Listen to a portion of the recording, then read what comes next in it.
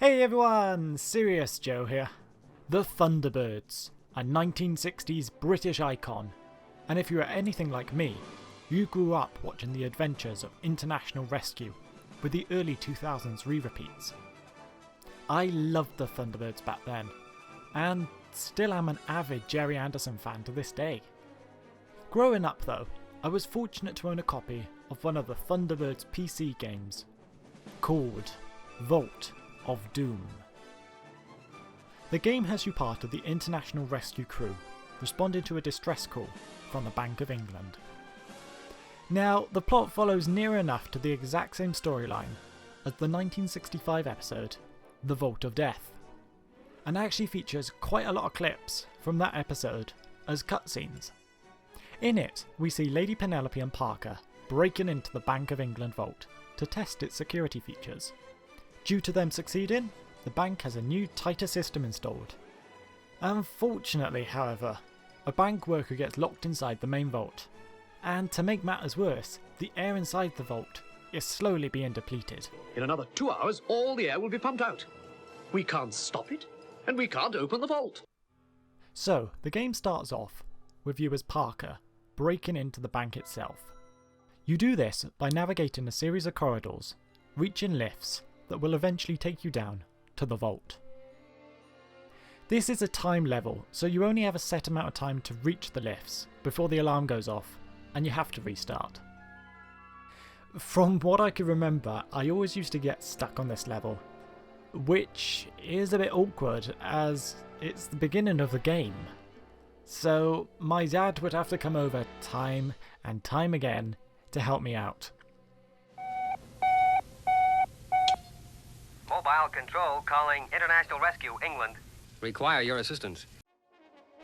Once complete, a few cutscenes play out, showing Parker finally breaking into the vault and the new door being installed. Now, in between each level, you get a mission plan where you get to read reports on the situation and choose what to do next. What is nice about this game is it allows you to have 3 different scenarios on what to do next. The first scenario lets you drive Fab 1 through the streets of London, avoiding parking tickets and roadblocks to reach the Bank of England. You also have to avoid bumping into things, as this will damage Fab 1. What annoys me about this level though is there's no maps, so you're kinda just driving around manically trying to find the road to the bank while the clock in the corner just slowly ticks away.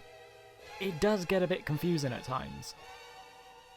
But once complete, you move on to the second part of the mission. This is where you have to pick each tumbler of the lock using a hairpin until the vault finally opens.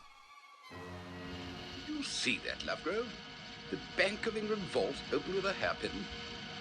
I'm afraid I've ruined your hairpin, milady. Parker, you're an old rascal. Scenario 2 takes you to the abandoned London Underground on a hoverjet. The goal is to activate 3 electronic generators situated on the train platforms, which will eventually provide power to the locked door leading to the bank. Along the way, you have to avoid the hood's security camera rats, which will take pictures of you if you get near them. Too many pictures and you fail the mission.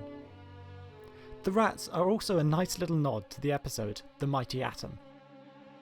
After another briefing, you are then tasked with wiring up explosives to eventually blow a hole in the vault wall.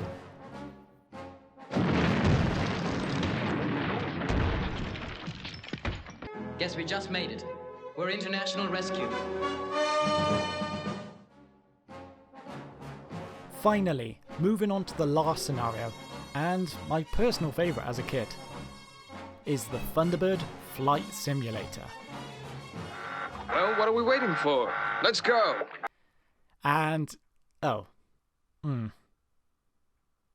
let's try that again.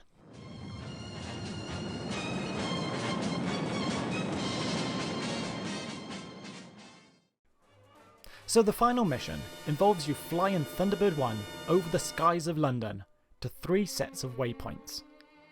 From here you have to write out each number shown on the radar, corresponding to the correct colour. Now, even though this was my favourite mission out of the three, it was mainly due to the flying aspect and the fact that you can take control of a Thunderbird craft. The rest of it is quite tedious, as you have to write out 12 different sets of numbers, then solve 3 different sums using those numbers, and then repeat that 3 separate times. Ugh. But after you have done that, you can then move on to the second level. This at least is a bit more fun, as you have to try and safely land Thunderbird 2 at London Airport. Flying through each of the rings along the runway will gain you points that will unlock extras on the main menu. A quick little bit of extra detailing I did notice while replaying this section was all the little fire flash planes lining the runway.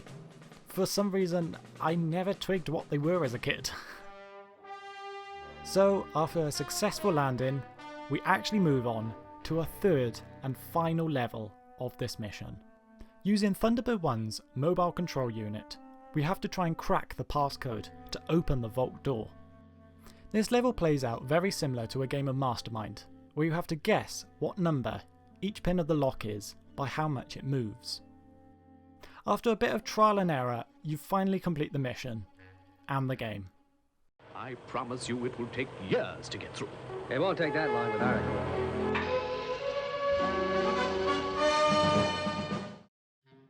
So, after finally completing all the levels and unlocking everything, you are treated to some bonus extras on the main menu as a reward. One of these is a fact file. Now, as boring as it may sound, this is actually really cool, because it allows you to see different facts on almost everything Thunderbird. No, seriously, every single episode, character or Thunderbird craft is listed on here, as well as things that only appeared in one story. It's just so interesting to see it all condensed and easy to find in one list. As well as this, an adventure maker is also included, where you can write your own Thunderbird stories, and choose accompanying pictures to go with them. It's a fun little extra, and I think if I liked writing as a kid, I definitely would have made up quite a few stories. But I was more focused on the gameplay elements. An interesting note to add is that by looking at the back of the disc box, you can actually see this game is aimed at improving a child's learning skills. And this kinda makes sense with the inclusion of the story maker and the maths problems with Thunderbird 1. So, after replaying this game after all these years, what do I think? Well, it's not the worst game I've played. I think what helps it flow a lot better is the cutscenes.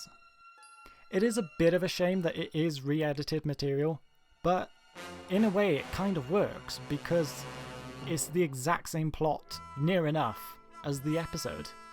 The added fact file is really interesting, and the Adventure Maker is a nice addition, allowing young Thunderbirds fans to make their own stories with International Rescue. Let me know down in the comments if you ever played this game, or any of the other Jerry Anderson themed ones when you were younger. Thank you everyone so much for watching. If you like what you see, don't forget to subscribe and click that bell. And, as always, I'll see you all in the next video.